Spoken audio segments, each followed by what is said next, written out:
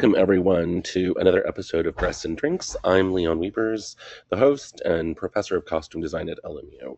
Really excited for today's program to have the Autry Museum as our guest. Amy Scott is a PhD and the Executive Vice President of Research and Interpretation at the Marilyn B and Calvin B. Gross Curator of Visual Arts at the Autry Museum.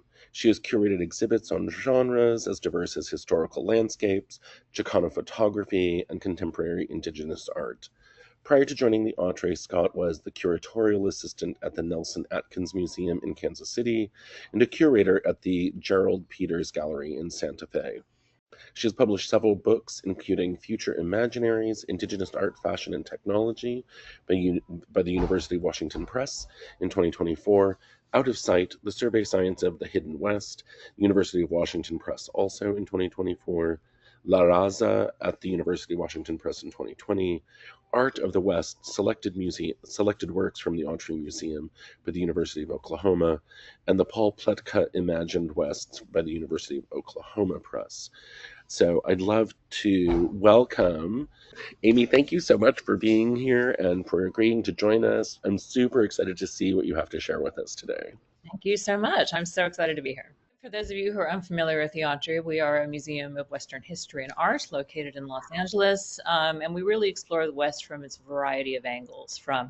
Our mission is to tell the stories of all the peoples of the American West, and we showcase everything from material culture and cutting-edge contemporary art to historical materials, and we also have a substantial library and archive. So if you haven't been, please, on your next Los Angeles visit, stop by. It's a fantastic museum. Plus, you also have Native Voices as a theater company that is in residence continuously. It's such a great site, and it's really one of my favorite museums in the city. Well, I thought I would begin with this entry shot. This is of the exhibition that we currently have up. It's called Future Imaginaries, Indigenous Art, Fashion, Technology. It was one of two exhibitions that we did in collaboration with Getty as part of their recent Pacific Standard Time series, Art and Science Collide. And for those of you unfamiliar with Pacific Standard Time, occurs approximately every 7 years across LA. Exhibitions unfurl, across 50 plus institutions, all sponsored by the Getty around a particular theme. So when the Getty announced the theme of art and science this year, Indigenous futurism, is a likely, seemed an obvious topic. The Autry holds, in addition to collections of Western American art and history, perhaps the largest collection of Indigenous art and material culture outside of the National Museum of the American Indian. So this is a logical choice. Wow, I didn't know it was that large. I mean, I knew it was a very large collection. I didn't know it was that big. We merged with the Southwest Museum in 2003, which was LA's oldest museum and a collection of Indigenous material culture comparable to that of NMAI. Wow, that's amazing. 500,000, I think, objects total. Wow. And you guys just moved, or I shouldn't say moved, you didn't move. You have a new... We developed a warehouse in Burbank, which is right across the river from us in Griffith Park in Los Angeles. And it is a 100,000 square feet facility that holds our library and archive. So it's open to researchers, as long with all of our collections, from our art to our saddles and our cowboy gear to all of the Indigenous collections. We have entire rooms devoted to basketry, ceramics, and textiles. It is open to the public by appointment, of course. And we have special facilities designed for Indigenous tribal consultations, so they can come in and physically use their collections that are their cultural property in privacy, along with the ceremonial garden. So this particular slide, I thought I would begin by talking a little bit about certainly what is Indigenous futurism to begin with. And because all of the fashion that we're going to be looking at today is really sort of in that framework and coming from that perspective. And Indigenous futurism is simply art that refers to a growing movement in Indigenous literature, visual art, and other media that seeks to express Indigenous perspectives on the future and the relationship to both our colonial past and our present reality.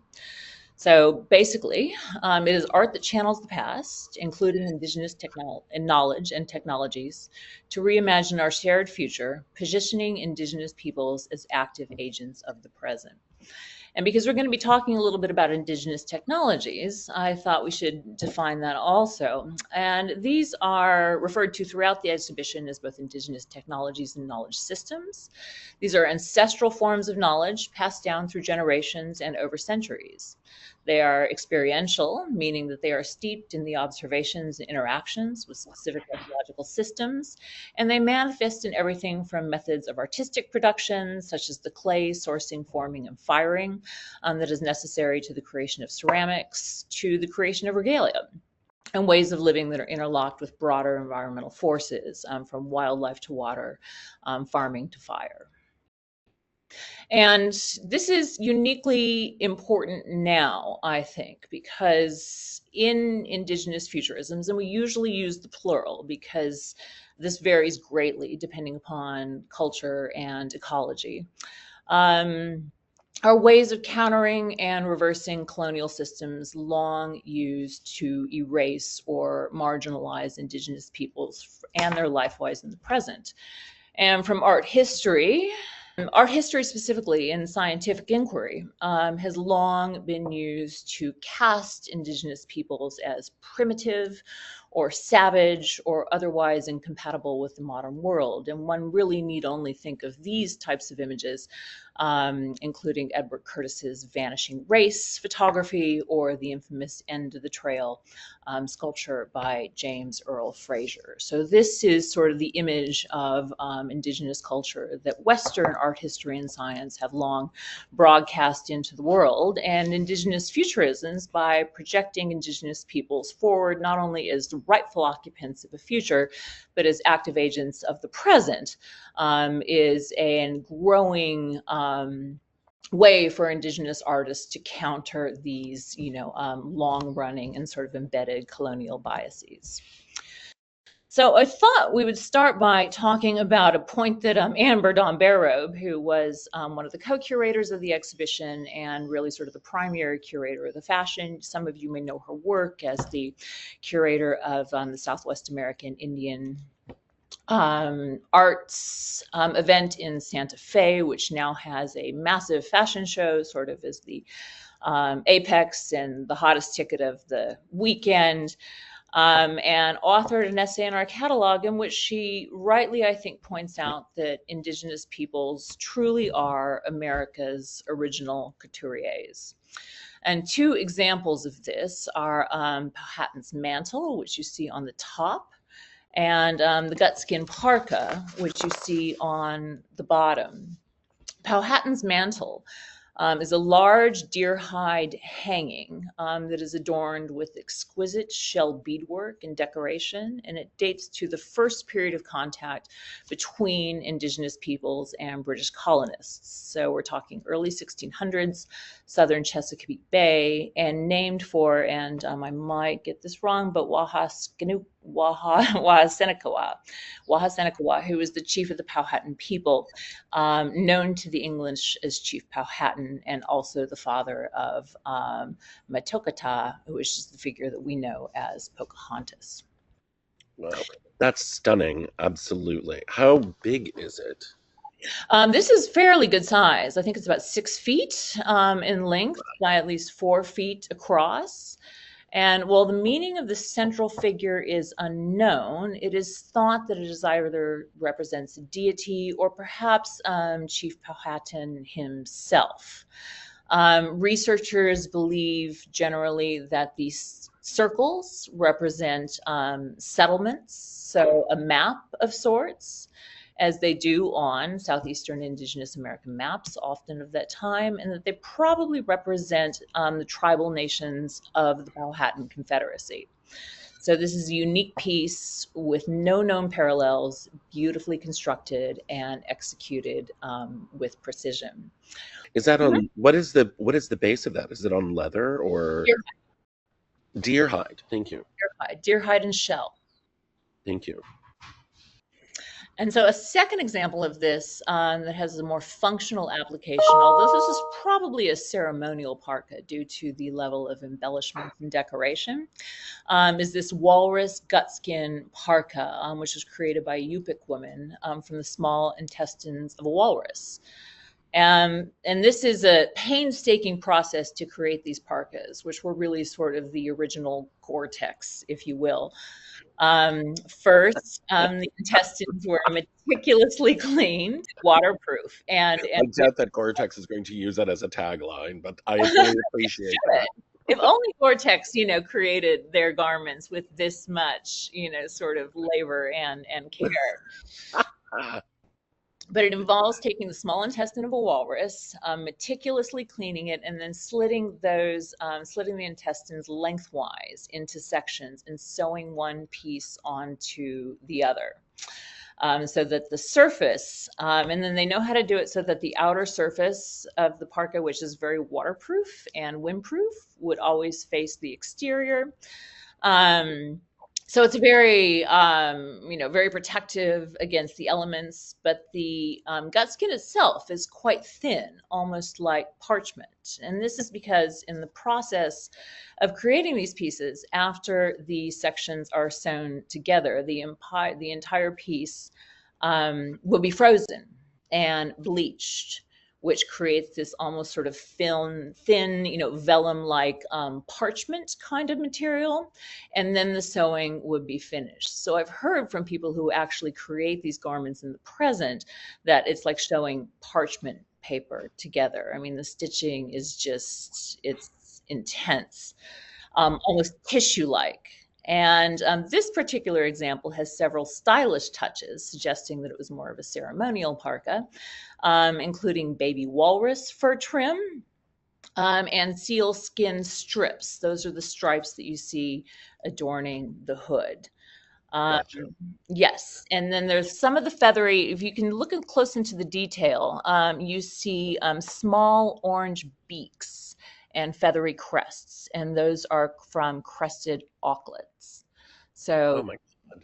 this piece has the amount of effort, skill, and investment of, any sort of couture garment that you might see coming out of Paris.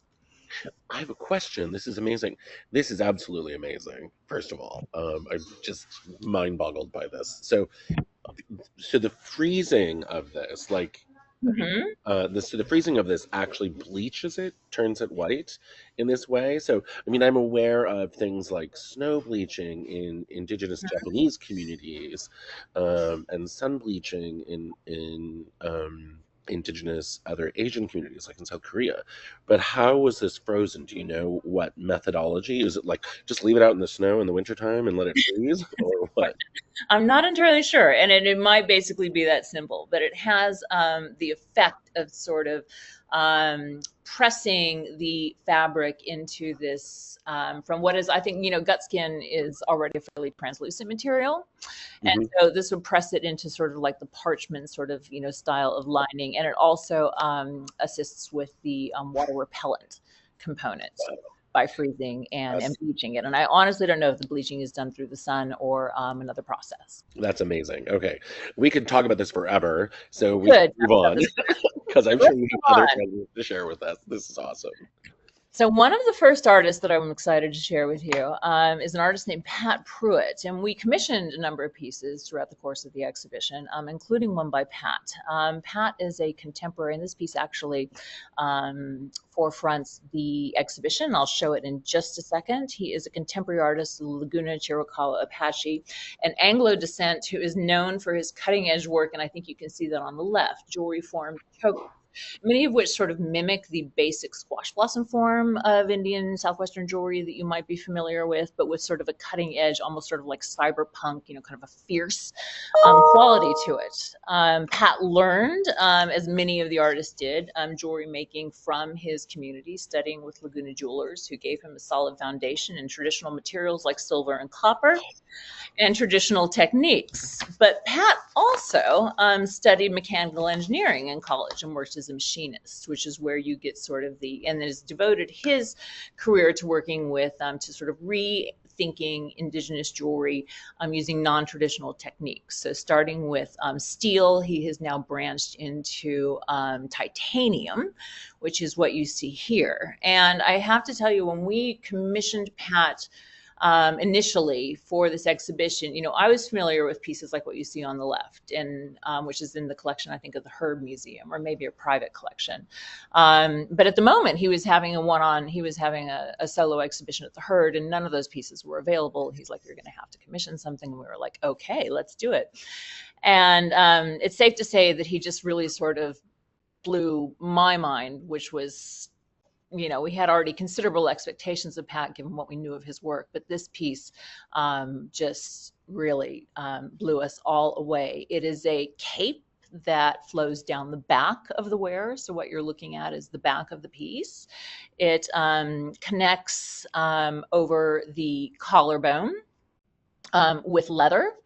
And it consists of these titanium scales or feathers, which sort of flow down the back of the piece, each one tipped up just a little bit, so it has that sort of offset quality.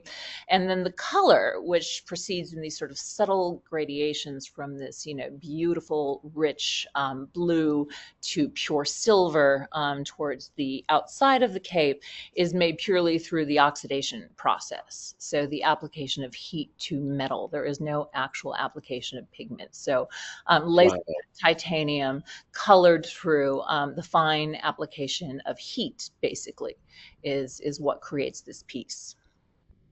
I saw this piece when I went through the exhibit because it's the opening piece, and it is Yes. absolutely breathtaking. It is so beautiful. Yeah. How heavy is this? Well, I didn't get to try it on, unfortunately. They didn't let me do that. But I think it probably weighs about 25 pounds Wow. in total. Yeah, that's amazing. So it's considerable.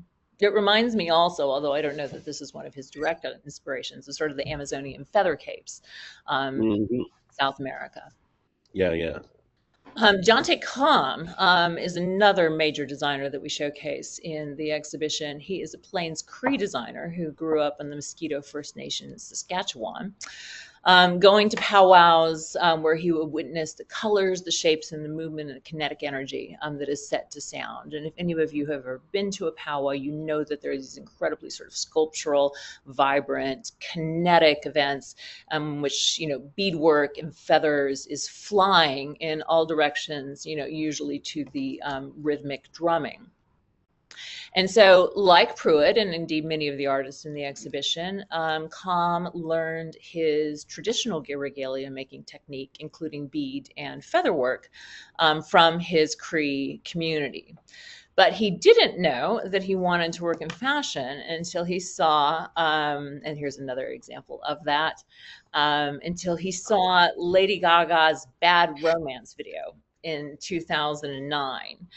And if you haven't seen that and you're interested in Jonte Kom, I suggest you YouTube it because it is full of Alexander McQueen outfits. And as we all know, McQueen tends to blur the line, very avant-garde, tends to blur the line between human and animal forms.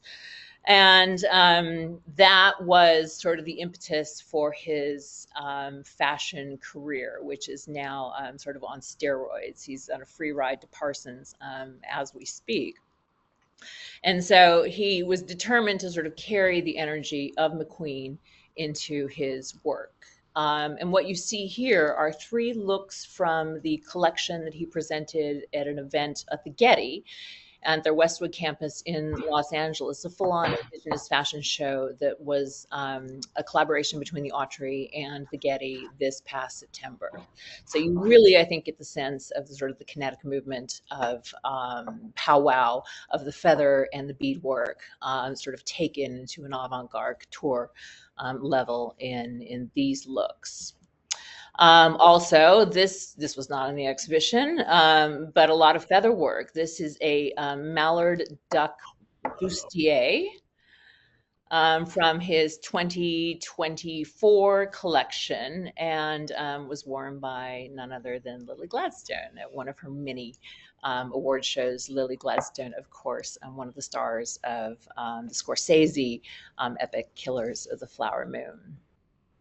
And then breathtaking. That's amazing. I know, isn't this extraordinary? It's really great. It's really great.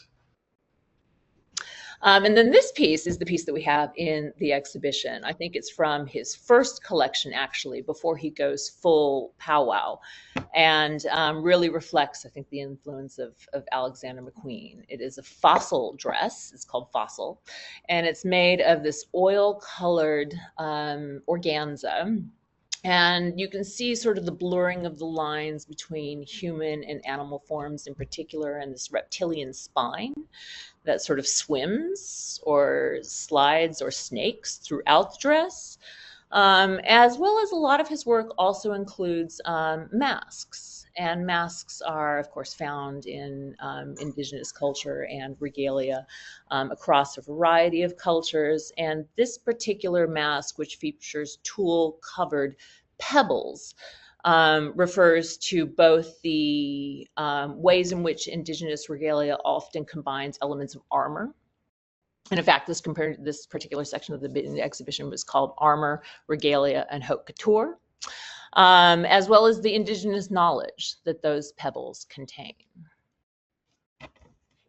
Can you talk more about that? What do you mean by indigenous knowledge that the pebbles contain?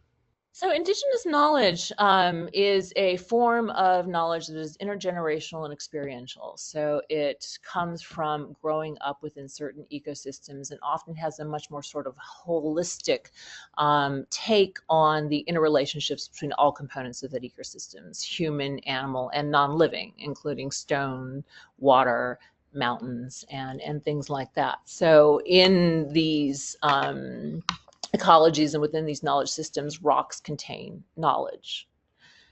And they are part of a community that speaks to other parts of the community. It really honors the inner workings and sort of the ways in which living and non-living elements of any given ecosystem are important and necessary to maintain the health of that community.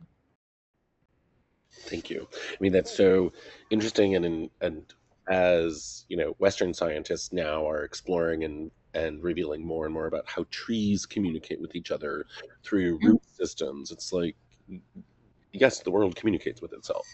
So that historic information and knowledge that is embedded in this is really fascinating. Well, it's very much an ecological perspective, that does not objectify any given part of an ecological system, living or non-living, and sort of sees it all as interrelated. And if we had approached, our own ecologies and our own environments from this perspective, as opposed to the more sort of extractive Western way of thinking, in which minerals, elements, of rocks are tools, resources to be used and to harness for our own purposes, things might be a little different. Jamie Okuma is a Luiseño Shoshone Bangkok beadwork artist who first, started to capture the attention of the international fashion world with her elaborately beaded boots. And you see here a pair of Prada boots, beaded with a combination of floral imagery. And I think this is a Pokemon. Pokemon. I love her boots. Her boots are amazing. Are incredible, but also with these sort of spikes. So they often have this fierce kind of cyberpunk element. Other examples of her shoes include these. I believe that's a pair of Giuseppe Zanotti's Christian Louboutins, and then the ones on the right are Louboutin boots that are part of the Future Imaginaries exhibition. And at least the two on the left and the right have a combination of sort of floral and fauna. And the ones on the left in particular are inspired by a wounded bird that she nursed back to health, named Peep, and that was part of her family for 24 years. So they speak to sort of the closeness of the relationship between animals, the environment, and the indigenous peoples that live with and amongst them. Okuma also has a ready-to-wear site called Earth We Wear. If anybody wants to buy a piece of Jamie Okuma's clothing, you can do so at earthywear.com right now. And I show this caftan on the right, which is part of that collection because this is one of the pieces that I am coveting. We'll be ordering before India Market in Santa Fe this August. And then another look of hers from the Getty Fashion Show. That is a pair of pierced leather leggings with a leather bag featuring her identifying spikes, and then that is a lambskin leather coat or jacket. Wow, that's amazing. That coat, that jacket is just stunning. Do you know what that's treated with? Is it, I mean, it has such a holographic quality. The holographic quality, I do not. That is a good question. But I love it with the chartreuse bag. A lot of her works have like sort of a fierce kind of cyberpunk quality to them. They're very empowering, I think, to the women who wear them. Carolyn Monet is a multidiscipline artist that is of Anishinaabe and French ancestry who lives and works in Montreal. And she has a deep interest in upcycling and recyclable fashion. She was raised in a community of, her parents were house flippers on the res, and her work often uses upcycled materials, including construction-based materials, reimagined in these sort of futuristic garments. This is from her Echoes of the Near Future, collection, which is a group of matriarchs, including family and women leaders from within the community. You have 6 elders and 3 children. And these are all made from upcycled industrial construction materials. So the piece on the right, which was the one in the exhibition, is this shell-like cape made from the substrate that goes underneath laminate flooring. So it has a natural sort of sparkle to it. You can see the manufacturer's, logo printed on it, and it has sort of this glittery quality to it, especially when paired with this bright blue netting and, the orange dress underneath. It just pops.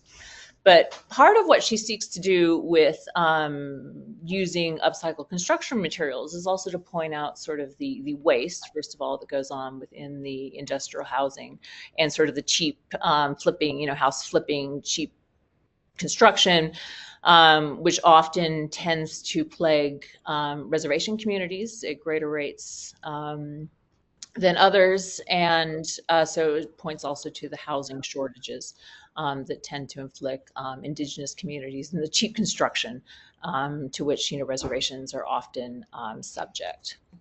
These are a few of her looks, also from the Getty Show. You see a spacesuit there on the left, which is made from insulation.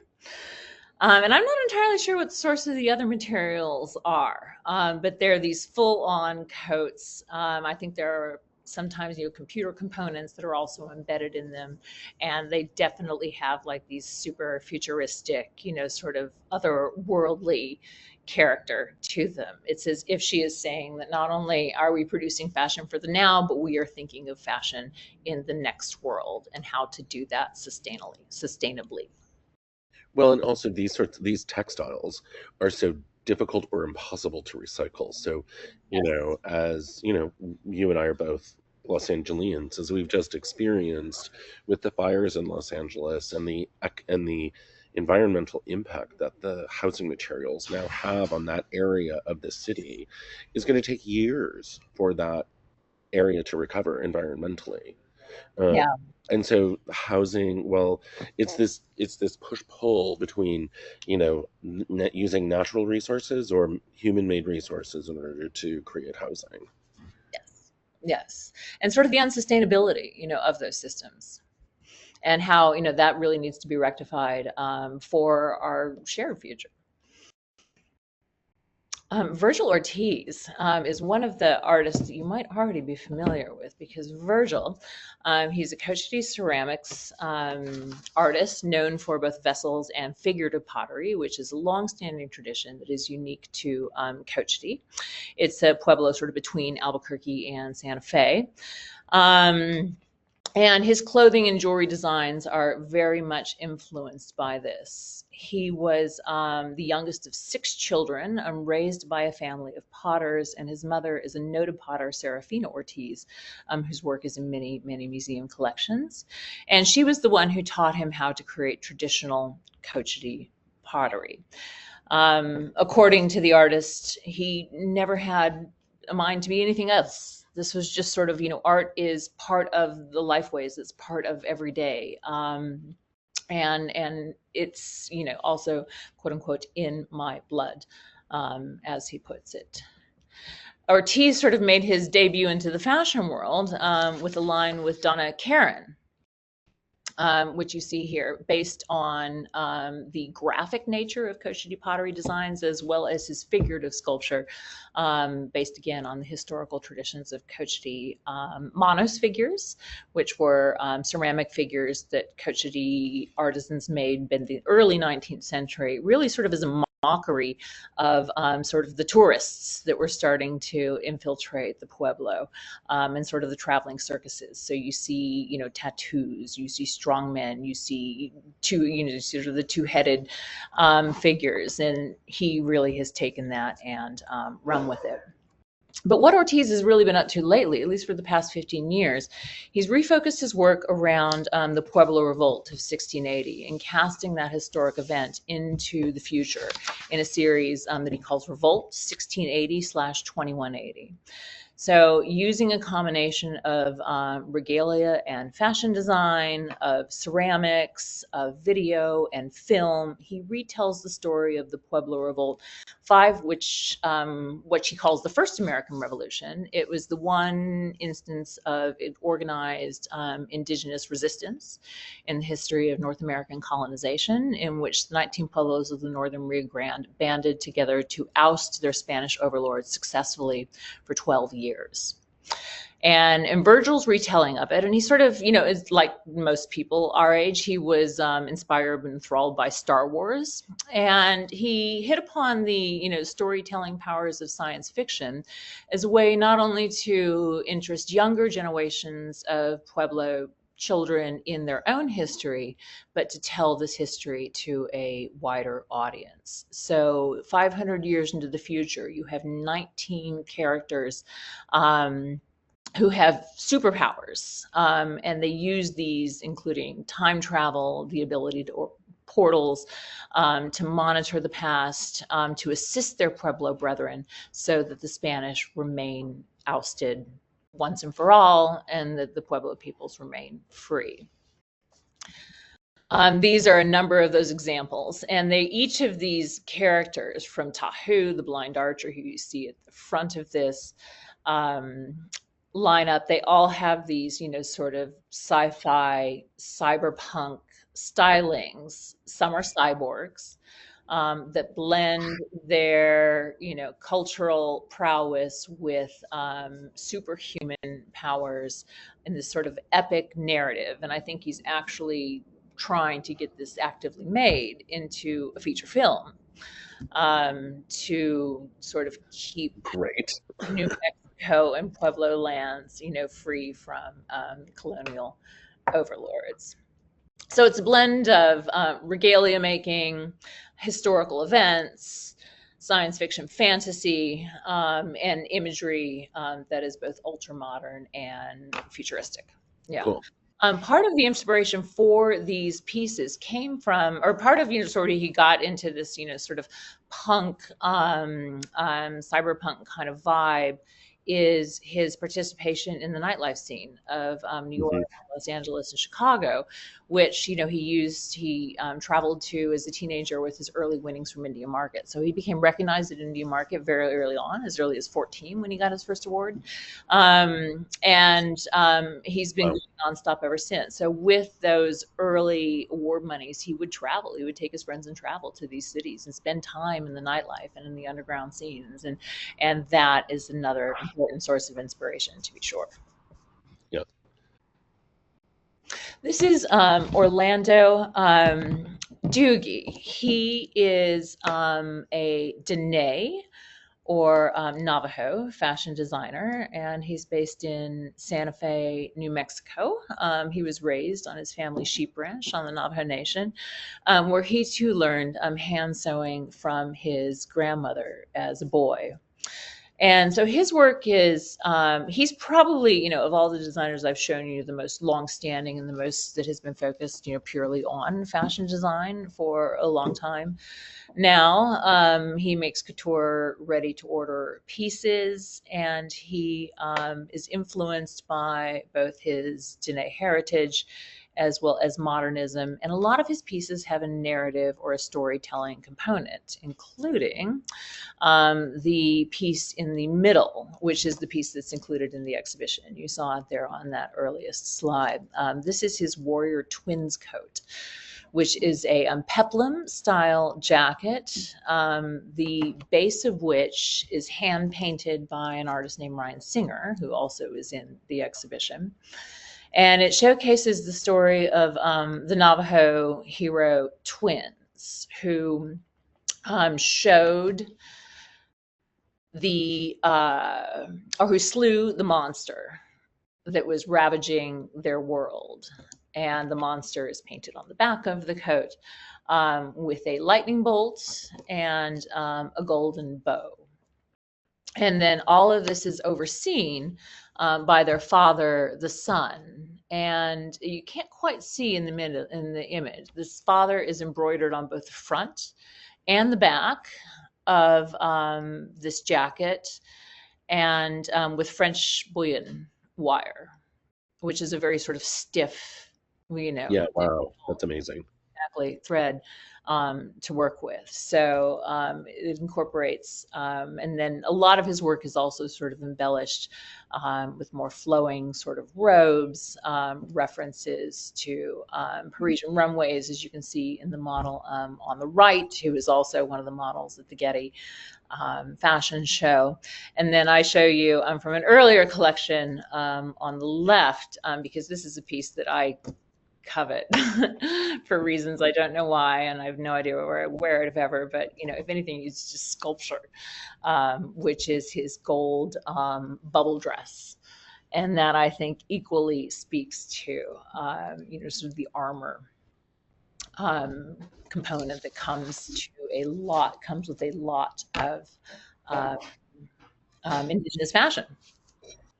These are amazing. These are amazing. I love the ensemble on the pink kind of caftan Mhm. ensemble. That is just amazing. It looks like, are those earrings that hang down? Those Those are are earrings.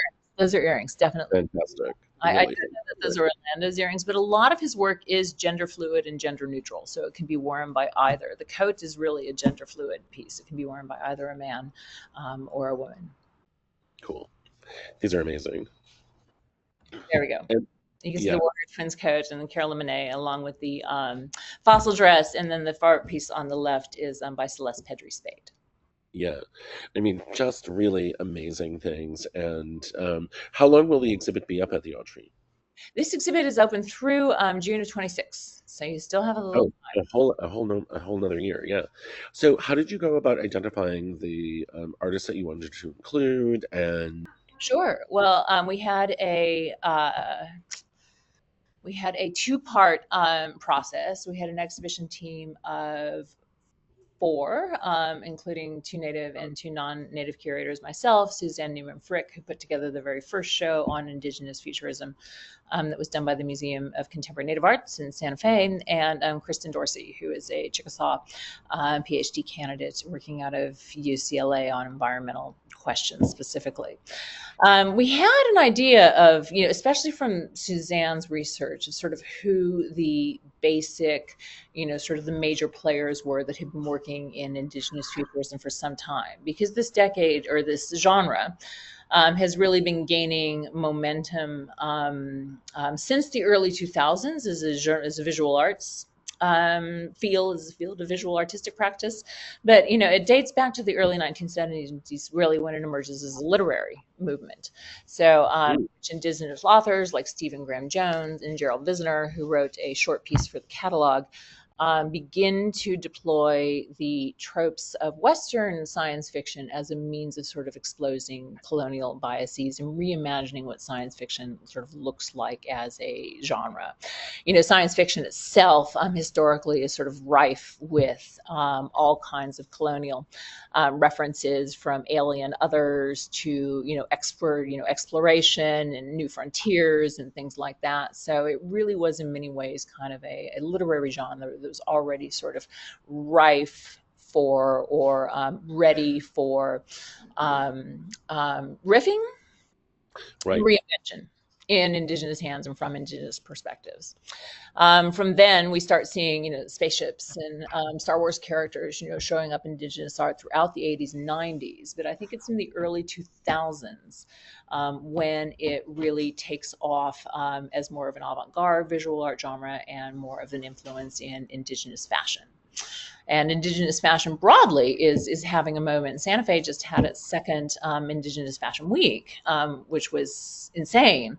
Much of it curated by Amber. And so when we went to put together the show, we had we knew sort of the mainstays of the visual artists we wanted to show.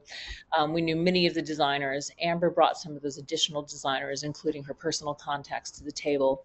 And then throughout the course of organizing the exhibition, as we started to create sort of the basic architecture of the exhibition, we did a series of what we called sort of artist-led Zooms, of course, much as this was during COVID. So we had to do all of this online. And we spoke with each and every artist in the exhibition, sometimes multiple times, to explain what the show was hoping to accomplish, to sort of go through its various sections, to show the other artists that were involved, and then to also hear from them how they would like to see their work in the show. So it really wasn't about, very different from the traditional sort of curatorial method where curators go into, warehouses and private homes and say, oh, we'll take that or that. It was very much a dialogue with the artists, and it had an artist-led methodology. And in many cases, they would confirm, yeah, this is what we would like. This is great. This piece works.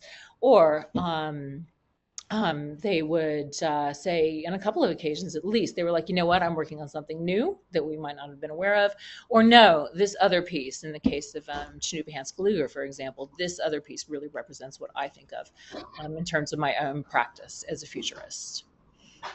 That's fantastic. I mean, because I think like currently in the current sort of zeitgeist around futurism and the idea of what futurism is, obviously the films of like Black Panther and, Ruthie Carter, is lecturing about Afrofuturism in costume design and in fashion as her exhibit is around. So it's that in some ways I feel like that conversation is in and about, but the indigenous futurism may be overshadowed a little bit because of the huge Hollywood blockbuster films in some ways. What do you think? Yeah. Indigenous futurism, I mean, I'm no expert on Afrofuturism, so I have a harder time speaking to that, but it is sort of weighted or based in, the colonial experience.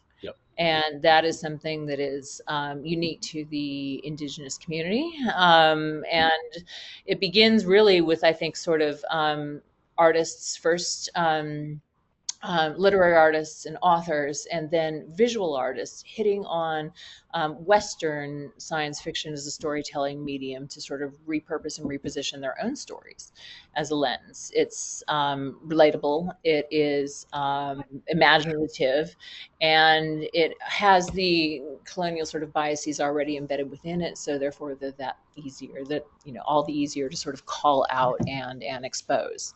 So there's a whole other section in the exhibition that's devoted actually to science fiction, where we have Indigenous takes on the stormtroopers. And I was just going to talk about that. I was just going to ask about that. Perfect segue. Thank you so much, because that was one of the things that, as you've been talking, some of those pieces in the exhibit, I'm thinking of the white. It's not the stormtrooper, but it's it's the white long it's sort of this riff on Star Wars, exactly. Yeah, exactly that, which is a panel that goes down the front. almost like a, what's the word I'm looking for? It's like I forget the character in Star Wars that it actually is, but it is part of the Empire, Yeah. and it's It resembles really it's imperial guards, I think, to the emperor's chamber. yes, that's what it is. Yes, so because there's that section that's really very interesting, and I'll completely admit when I first went through and was looking at that, I was like, I'm not like this. Tell me more about this. I'm really curious.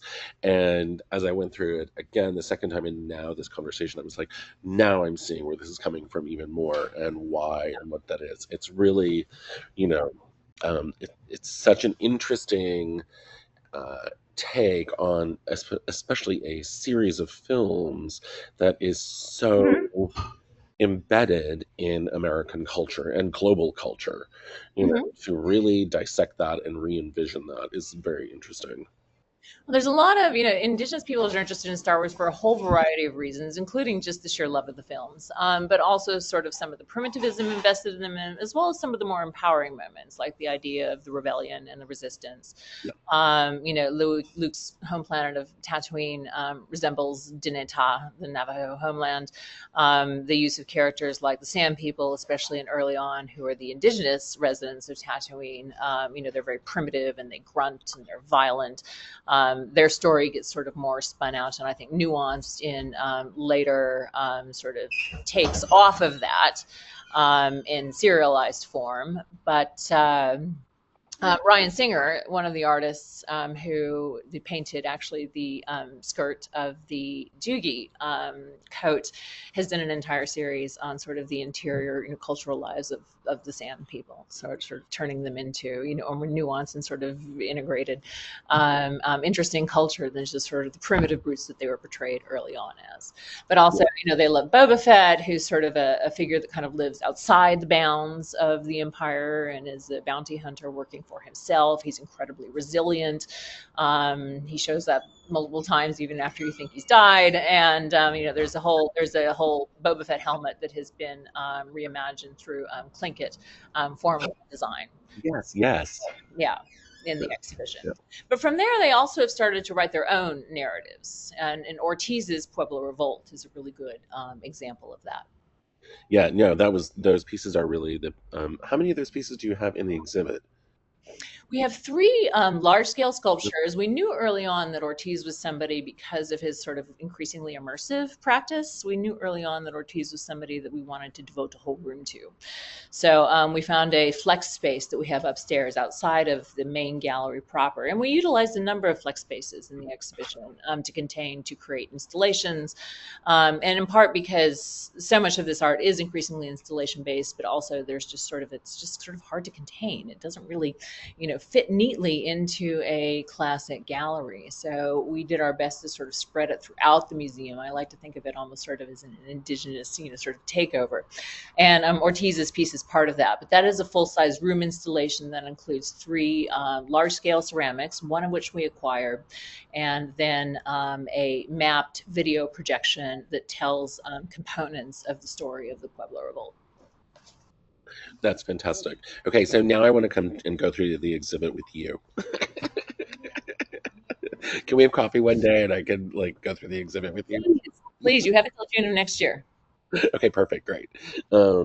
So we've talked a lot about this, and this is really wonderful. Can you also talk a little bit about the other objects that that the Autry collects, because it is such a broad collection, um, and we're in such an amazing city that has a wealth of museums and a wealth of collections that I don't know how well our viewers are aware of the breadth of the collection in terms of indigenous art as well as Western art that you have. Yeah, I think the Autry, I like to think of the Autry as sort of LA's most interdisciplinary and sort of a multicultural museum, and that we emerged, in the 1980s as a museum of Western, what was then a popular term, heritage, which has since long been removed, but with Western material culture, certainly things devoted to the overland expansion experience. Um, Along with the 20th century West, we have always collected objects, from the emergence of the railroads to travel and tourism, Route 66, and popular culture, and of course, Hollywood. The Gene and Jackie, who were our founders, although never intended for the museum to be about Gene. So it never was a vanity project to begin with. Didn't have a lot in terms of art collections themselves, but they did certainly have a lot of Hollywood collections. He was a total clothes horse. So we have great Hollywood costume and film collections. We've collected things from Unforgiven, from Brokeback Mountain, and most everything in between. We have great collections of Hollywood posters, and also historical Western American art, including things from the 19th century sort of explorer artists, the 1830s and 40s, who went west and to the U.S. Geological Surveys, Thomas Moran and Albert Bierstadt, and sort of the great landscape painters who redefined national landscape along the lines of Western expansion, and the sites that will become our national parks, which they are, credited in some part with helping establish through their imagery. Photography, ranging from ethnographic photography of the late 19th century to, sort of the official portraits that came out of Washington delegations and visits from the mid through the end of the 19th century, to Edward Curtis, who was a co-curator or a curator for some part at the Southwest Museum, and even used a few of the objects in that collection as sort of props in his photography. From then, we have early 20th century painting. Charles Lummis, who was the founder of the Southwest Museum, which was the institution that we merged with in 2003, was friends with everybody, all of the Western artists from Maynard Dixon to Charles Russell, as well as some of the major ethnographers and anthropologists of the day, when anthropology was still a discipline that was really sort of in its infancy. And some of the major families of Los Angeles, and he was Lummis is, I think, a really important figure in the West in some ways because of his photography. I mean, he was very close friends with the Del Valle family, as well as the Picos and the Sepulvedas, who were really important families in the Los Angeles region during the California period and afterwards. Mm-hmm, mm-hmm. He was. So we have, and Lummis was also sort of part of a early group of anthropologists in the Southwest who were actively collecting, from Pueblo peoples and practices that we wouldn't necessarily consider kosher today. And for that reason, the Resource Center is set up for tribal consultation. Now we basically don't display anything, whether it is sacred or not, without tribal consultation. I just want to say thank you so much for this fantastic conversation today. It was really great to see these pieces and to have you on the program for all of this and for the work that the Autry is doing. It's such a great collection in the city. And for all of you out there, a great place to come and do some research. So there is ripe opportunities and a beautiful new place to do it in. So yes.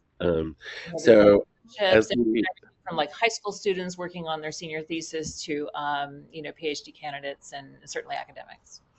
Excellent. So, Amy, thank you so much. So, for everyone, once again, thank you for joining us, and please follow the Costume Society of America on Facebook and Instagram and YouTube, and to hear about all of our upcoming episodes in the Conversation on Dress series. And if you enjoyed today's content, we implore you to make a small or very large contribution to help keep this content free for all.